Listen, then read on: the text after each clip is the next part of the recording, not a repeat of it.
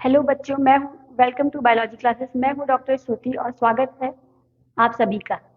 हमने पिछले अपने वीडियोस में बहुत सारे टॉपिक्स कवर किए, जिसमें हमने स्टार्ट किया था रेस्पिरेटरी सिस्टम।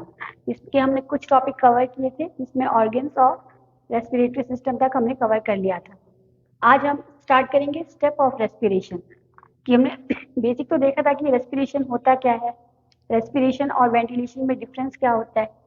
अब रेस्पिरेशन में क्या क्या स्टेप इन्वॉल्व है, कैसे कैसे प्रोसेस होता है, कौन कौन सा, वो हम आज की वीडियो में देखेंगे। तो वीडियो के एंड तक बने रहें और प्लीज चैनल को सब्सक्राइब कर लें। ठीक है, तो हम स्टेप देखते हैं। सबसे फर्स्ट स्टेप है sorry in the process breathing. Breathing क्या होता है? ब्रीदिंग और पल्मोनरी रेस्पिरेशन, जैसा मैंने पिछले अपने वीडियो में ही बताया था कि ब्रीदिंग नॉर्मली जो हम सांस अंदर लेते हैं, द ऑक्सीजन हमारे अंदर आता है and CO2 normally release from our body. तो इंस्पायर करते हैं हम ऑक्सीजन को और एक्सपायर करते हैं, बाहर निकालते हैं कार्बन डाइऑक्साइड को।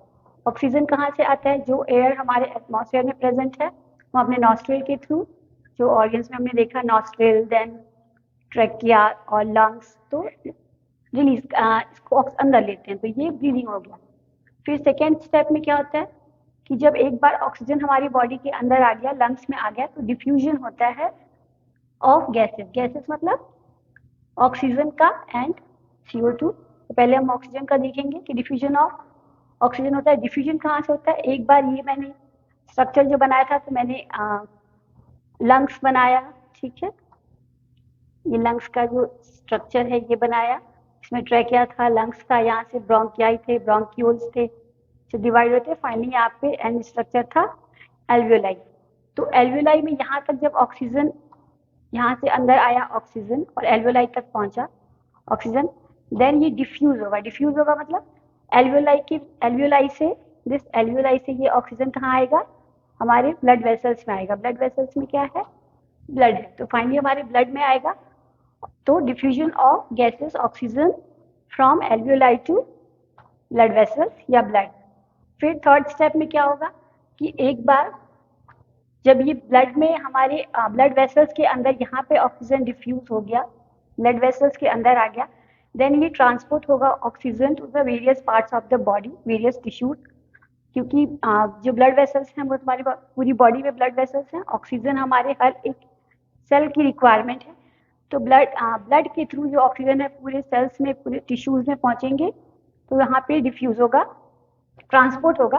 देन ट्रांसपोर्ट होकर फोर्थ स्टेप में डिफ्यूज होगा। एक बार यहाँ पे एल्वियोलाई से ब्लड वेसल्स में डिफ्यूज हो रहा है, then the next blood vessels से में जितने भी ऑर्गन्स हैं डिफरेंट डिफरेंट जो कि टिश्यूज हैं, इनमें जाएगा। तो डिफ्यूजन यहाँ पे होगा through blood, blood from blood to tissues में।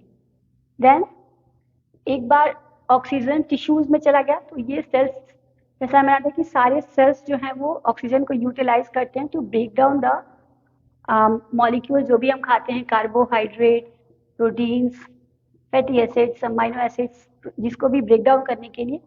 तो ये ऑक्सीजन यूटिलाइज होगा सेल्स के थ्रू और वो सिंपल मॉलिक्यूल्स में ब्रेक होंगे। देन यूटिलाइजेशन में रिलीज होगा जब कैटाबॉलिक रिएक्शंस होंगे, जब भी ये कार्बोहाइड्रेट या प्रोटीन, फैट जो भी हम खाते हैं वो ब्रेक डाउन होंगे सिंपलर में, तो वो बाय प्रोडक्ट में जो गैस बनेगा वो है कार्बन डाइऑक्साइड, जिसको हमारी बॉडी से बाहर निकलना है। तो यहाँ से ऑक्सीजन अंदर जाएगा and the same vice versa process, CO2 यहाँ से रिलीज होगा एंड देन यहाँ डिफ्यूज होगा at this level from tissue to blood vessel, then blood vessel to alveolar membrane, और एल्वियोलाई के थ्रू CO2 जो है हमारी बॉडी से बाहर रिलीज आउट हो जाएगा, जो हम एक्सपायर कर देंगे। So after finishing the steps of respiration, देखेंगे mechanism of breathing, how the breathing occurs। अभी तक हमने steps की बात की कि किन किन steps में होता है, क्या क्या होता है। कि पहले एयर अंदर जाता है, फिर वो डिफ्यूज होता है, फिर ट्रांसपोर्ट होता है।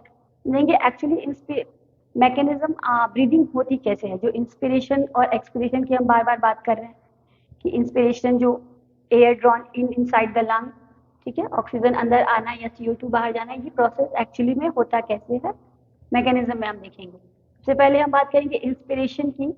इंस्पिरेशन जो कि है, इसमें हम एटमॉस्फेरिक एयर को अपने लंग्स के अंदर लेते हैं थ्रू नोज। ये इंस्पिरेशन जो है वो एक्टिव प्रोसेस होता है। एक्टिव प्रोसेस में जो हमारा एनर्जी का यूटिलाइजेशन है, इसमें हमारी बॉडी को काम करना पड़ता है। एनर्जी एटीपी यूज होता है। इसमें जो मसल्स हैं, कुछ मसल्स ऑफ रेस्पिरेशन है, जब अभी हम बात करेंगे। तो इंस्पिरेशन इज एक्टिव प्रोसेस, ठीक है। इसमें एक्टिवली हमारी बॉडी को काम करना पड़ता है, मसल सारी कॉन्ट्रैक्ट होती हैं और तब इंस्पिरेशन होता है। प्रेशर ग्रेडियंट मीन्स क्या होता है कि प्रेशर डिफरेंस ऑफ प्रेशर, ठीक है। प्रेशर डिफरेंस बिटवीन कहाँ पे, एटमॉस्फेरिक एयर, जो बाहर हमारा एटमॉस्फेरिक प्रेशर है वो प्रेशर, और एक प्रेशर होता है हमारे लंग में, इंट्रा पल्मोनरी प्रेशर। इन दोनों प्रेशर में जब डिफरेंस आता है तो एक प्रेशर ग्रेडियंट प्रोड्यूस होता है, जिसके थ्रू एयर हमारा अंदर जाता है, इंस्पिरेशन होता है। तो हम मसल्स ऑफ रेस्पिरेशन की बात करें तो मसल्स ऑफ मेनली प्राइमरी और सेकेंडरी दो टाइप में डिवाइड किया जाता है, लेकिन अभी हम देखेंगे तो मेन जो मसल्स होती है ऑफ रेस्पिरेशन वो है डायफ्राम। डायफ्राम हमारे लंग्स के जस्ट नीचे प्रेजेंट होती है, and the intercostal muscles, intercostal muscles जिसमें कि इंटरनल और एक्सटर्नल इंटरकोस्टल मसल्स आती है। जो हमारा स्टर्नम होता है, स्टर्नम, ठीक, और यहाँ पे हमारे रिब्स प्रेजेंट होते हैं। 12 पेयर ऑफ रिब्स होते हैं हमारी बॉडी में। ये रिब टोटल आगे स्टर्नम और रिब, ये टोटल एक थोरेसिक कैविटी बनाते हैं, थोरेसिक ये, जिसके अंदर में लंग्स हमारा सिचुएटेड होता है, ठीक है। तो मसल्स ऑफ रेस्पिरेशन में सबसे प्राइमरी जो है वो डायफ्राम हो गई। देन ये इंटरकोस्टल मसल्स, ये रिब्स के बीच में प्रेजेंट होते हैं। एक एक्सटर्नल इंटरकोस्टल होता है जो बाहर प्रेजेंट होता है, और एक इंटरनल इंटरकोस्टल जो अंदर प्रेजेंट होता है।